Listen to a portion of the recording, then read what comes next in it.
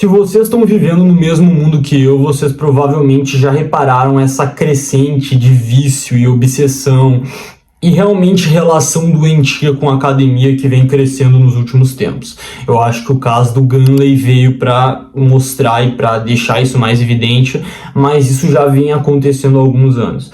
E vocês já repararam por que isso acontece e por que esse vício por academia atinge um tipo específico de jovem que está inserido em um contexto específico? É isso que eu vou falar e eu vou explicar no vídeo de hoje. A gente vai falar sobre capitalismo, sobre sociedade e muitas coisas mais. Bom, treinar, ir para academia é um hábito que vem crescendo nos últimos anos, tanto para rico quanto para pobre. Mas vocês já perceberam a diferença em que essas duas classes sociais, especialmente os homens, que é o tema do vídeo de hoje, tratam a academia e lidam com a academia? Se tu transita nessas diferentes classes sociais, entre homens dessas diferentes classes sociais, tu percebe que o homem rico, o homem que ele vem de uma família com maior poder aquisitivo, não rico necessariamente, ele vai tratar a academia como mais um dos elementos que ele vai ter para aprimorar ele mesmo e para aprimorar a vida dele. Então, geralmente, eles vão fazer algum outro esporte, que aí sim, realmente, eles vão focar nesse esporte e vai ser onde eles vão depositar a energia, o tempo, a disciplina deles. E a academia vai vir como algo para aprimorar o corpo deles, para eles terem um maior desempenho nesse esporte. Então, eles não vão encarar a academia como o objetivo principal da vida deles. Já quando a gente está falando do homem pobre, não. Ele vai ter a academia como objetivo principal. E por que acontece isso? Para entender por que acontece isso, eu vou explorar um tema, uma tese que eu trouxe aqui, que é a virtude por trabalho, o entendimento de virtude pela exploração e pelo trabalho. E já que a gente vai falar de sociedade, obviamente a gente vai falar de sistema capitalista. No sistema capitalista, o teu valor está inerentemente ligado com a quantidade de lucro que tu consegue produzir. Então, o valor da mulher, por exemplo, está principalmente atrelado em engravidar, em conseguir gerar filhos, em conseguir gerar esses peões que vão ser essa mão de obra para o sistema. E se o valor da mulher está ligado em gerar essa mão de obra, o valor do homem vai estar ligado em ser essa mão de obra. Então é de cargo da classe dominante fazer esse homem acreditar que o valor dele está inerentemente ligado ao trabalho. E, consequentemente, já que a gente está falando de um sistema capitalista, a quantidade de sofrimento e de exaustão física que esse homem vai conseguir aguentar. Então, nesse sistema, tu vai ter que entender que tu vai passar horas num subemprego, que vai explorar o teu corpo, vai te levar à exaustidão física. Tu tem que entender que tu vai ter que ter renúncia, então tu vai ter que ter renúncia de hobbies, de lazer, que não te ajudem a crescer dentro da tua vida profissional. Então tu vai deixar de ver um filme, uma série na Netflix, porque isso é coisa de preguiçoso, para estudar mais, para conseguir trabalhar mais e para sempre conseguir trabalhar mais. Tu vai deixar de ter momentos de lazer com amigos, com família, de ir em festa, que nem os vagabundos que vão em festa. Para quê? Para tu trabalhar mais, para tu conseguir crescer dentro desse sistema. Não só isso, tu não vai ter uma relação prazerosa nem com a comida. Tu não vai ter tempo de verdade de desfrutar da comida, de desfrutar do prazer, porque o que é bonito? O que é o certo? E o que tu tem que fazer? É comer enquanto trabalha, enquanto estuda e enquanto pensa em produzir mais. Então, um prazer pela comida e um tempo de desfrutar com a comida não é uma coisa que tu vai ter mais. E com isso a gente entende como o sistema capitalista desenvolve dentro da mente desse homem jovem uma crença de que se ele é explorado, ele é virtuoso. Só que o que isso tem a ver com a academia? Porque o capitalismo está aí há um bom tempo, né? Capitalismo sempre existiu e essa relação com a academia é relativamente recente, uns 5 anos para cá, um pouco mais, um pouco menos, não sei, mas é bem recente. Por que agora, então?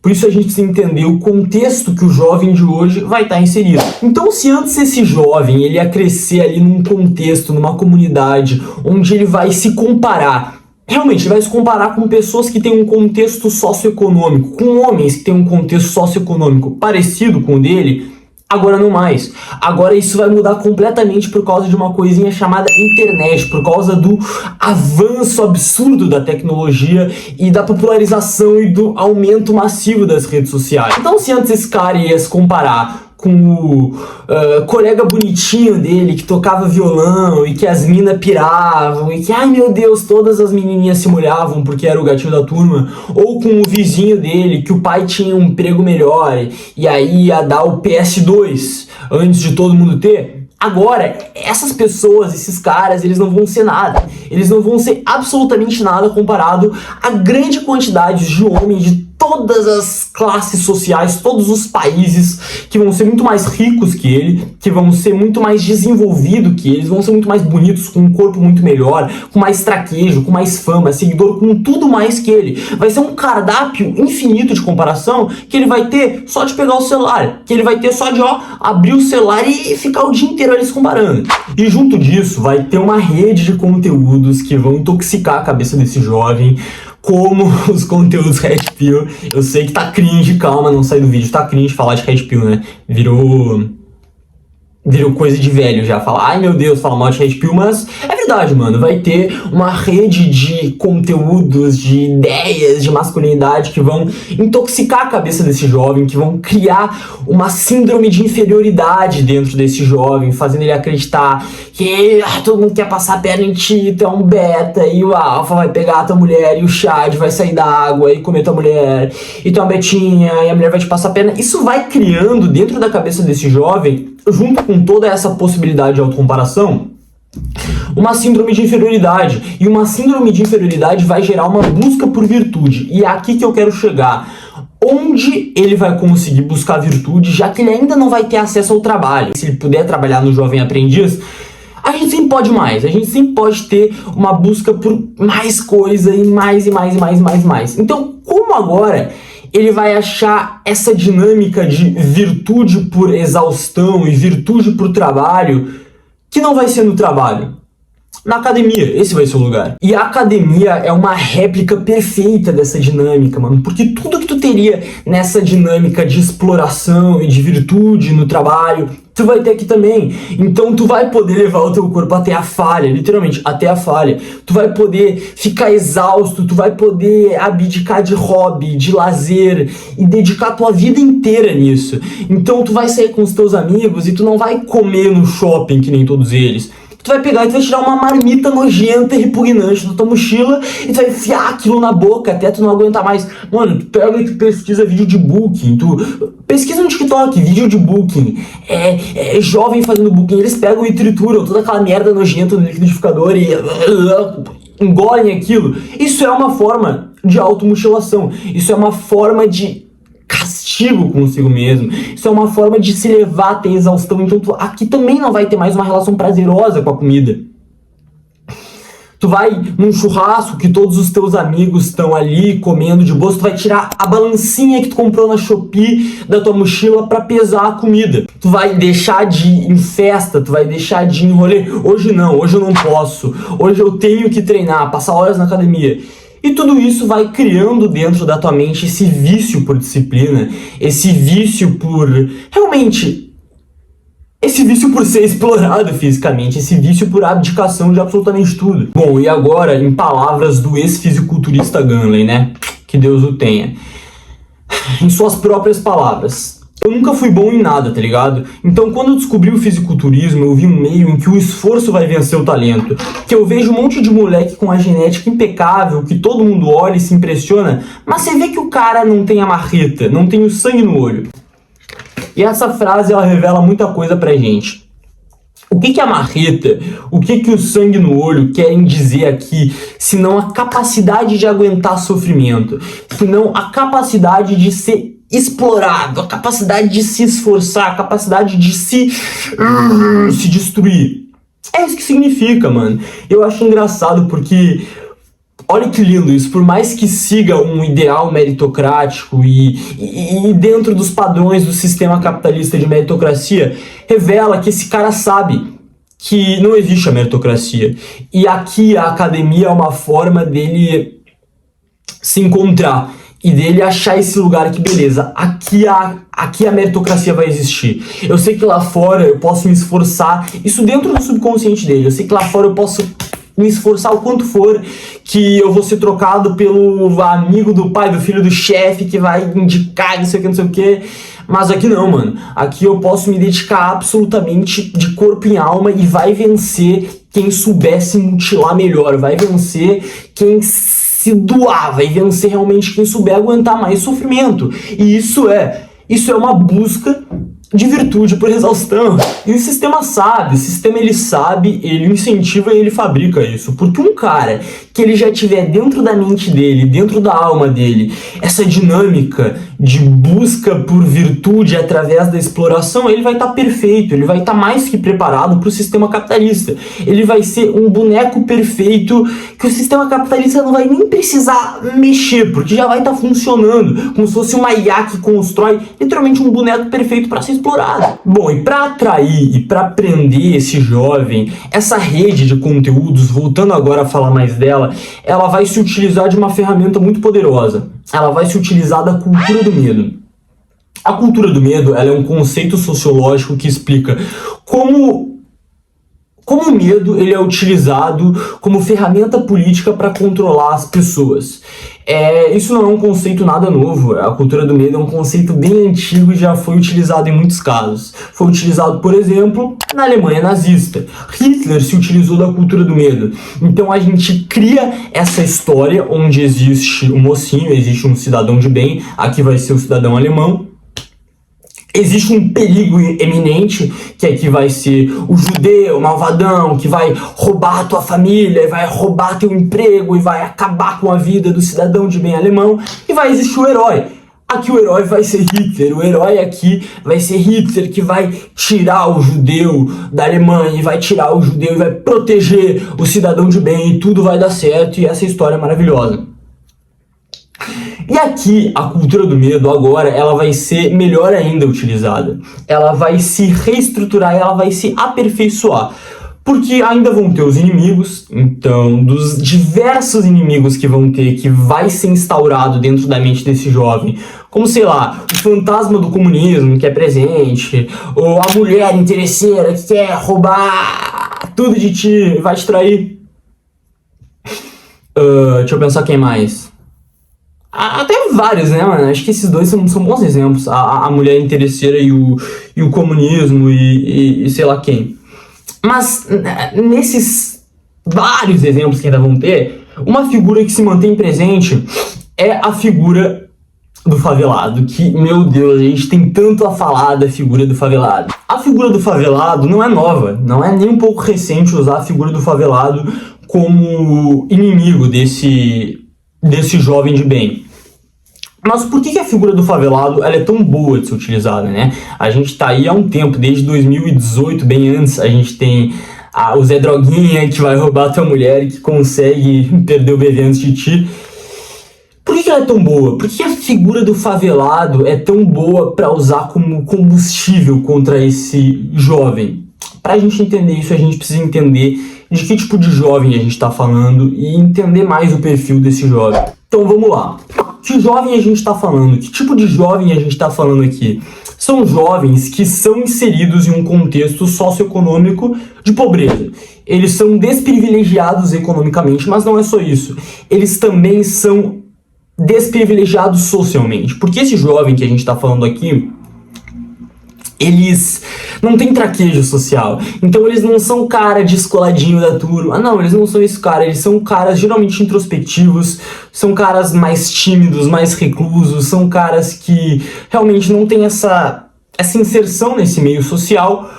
E eles se utilizam da moralidade como uma bengala de autoafirmação. Então eles se orgulham de não beber, eles se orgulham de não usar drogas, eles se orgulham de não roubar, eles se orgulham de respeitar as regras. Então eu não sou que nem essas pessoas que desrespeitam, não, eu sou uma pessoa respeitosa. E é justamente o ponto aqui. Eles usam tudo isso, eles seguem tudo isso acreditando que fazendo isso, um dia eles vão ser recompensados.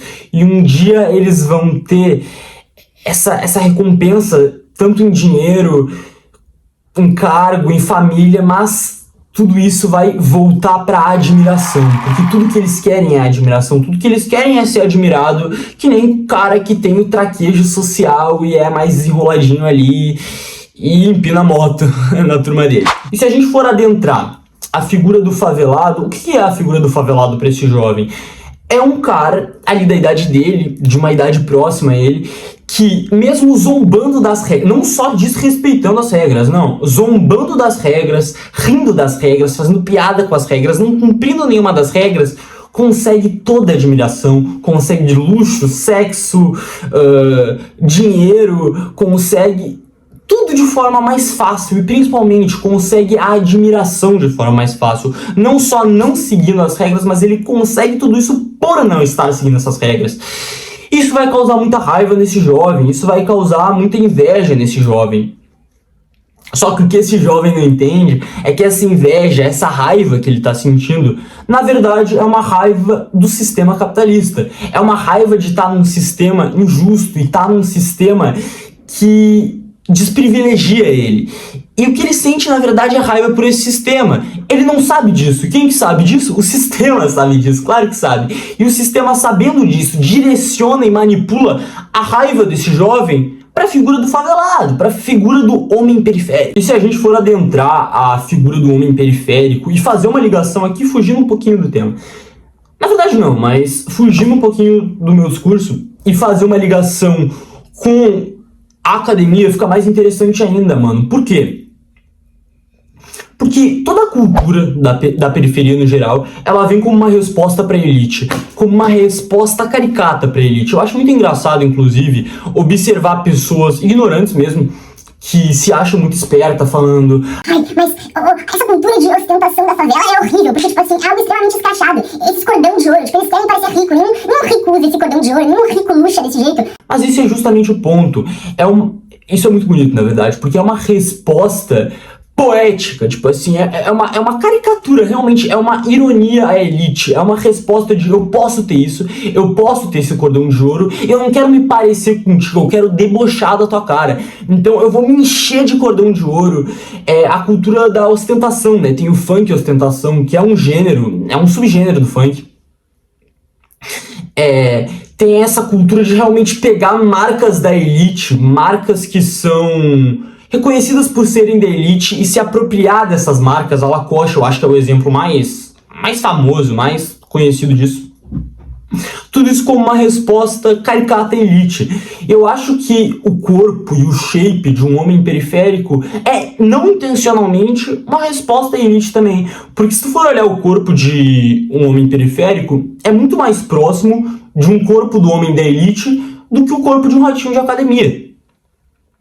Então, aqui é uma resposta também. Eu não preciso usar minha força física, eu não preciso usar o esforço. Eu tô mais próximo de ti. Enfim, eu acho isso muito interessante de se observar. E beleza, a gente já tem esse inimigo estabelecido, que é a mulher que vai te fazer de corno, o comunismo, a esquerda, o favelado. Então, quem que é o herói? Se a gente tem um inimigo, tem que ter um herói, certo? Certo. Quem que vai ser esse herói? Essa é a melhor parte, porque esse sistema de cultura do medo moderno não vai te vender um herói. Então eu não vou ser o teu herói, eu vou estar te vendendo a ideia de que tu pode ser o herói dessa tua própria história. Então, por exemplo, se antes eu era Luke Skywalker, que ia te salvar do favelado usando a minha espada, não. Agora eu vou ser o Mestre Yoda. Eu vou ser o Mestre Yoda que vai te guiar nessa jornada contra as forças do mal. E tu vai poder ser o Luke Skywalker. Agora eu vou ser o Sr. Miyagi. Eu vou ser o teu Sr. Miyagi, que vou te treinar, literalmente fazer um treino físico. Tu vai ter essa jornada de herói que tu vai poder treinar fisicamente pra virar o He-Man que mata favelado. Isso é muito inteligente e é muito eficaz tu vender a ideia de que esse jovem pode ser o herói da própria história na geração de jovens com maior baixa autoestima do mundo. Isso é muito vendível, isso é muito comercializável, e isso é perfeito. Por quê? Porque eu vou te dar a ideia que tu tá saindo desse sistema, então eu vou te vender uma ideia de que tu tá saindo desse sistema e eu vou matar 10 mil coelhos com uma cajadada só, porque além de estar te dando a ideia e vendendo pra ti, lucrando com a ideia de que tu vai sair desse sistema, eu vou estar te deixando mais ainda viciado em e inserido numa dinâmica de virtude por exaustão, de aprender a obedecer, aprender a se calar, aprender a se esforçar fisicamente. E, cara, vai te deixar mais preparado para o sistema capitalista. Do jeito que eu quero, né, que esteja preparado, que é aprender a ser explorado. E aqui a gente precisa ter inteligência na hora de interpretar. Eu acho que todo o ratinho de academia quer matar favelado. Eu acho que o Gama queria matar favelado. Lógico que não. Não sei, na verdade. Mas eu acho que a gente tem que ter uma subjetividade para entender o que eu tô falando. Isso tudo que eu tô apresentando aqui é um espectro, é uma linha que vai apresentar vários sintomas, que vai se refletir em vários pontos da sociedade. Não é todo indivíduo que se encaixa em algum dos pontos que vai se encaixar em absolutamente todo. O exemplo aqui que eu dei é um exemplo de um indivíduo que se encaixa em todos esses estereótipos. Eu não acho, e obviamente não é todos que vão se encaixar em todos, mas essas coisas, elas, uma interfere na outra, e elas vão uma influenciando realmente na outra. E formando essa teia gigantesca de várias coisas que se refletem em toda a nossa sociedade. É isso, essa foi a tese de hoje. E é isso. Essa foi a minha ideia. Até o próximo vídeo, talvez. É isso. Caralho.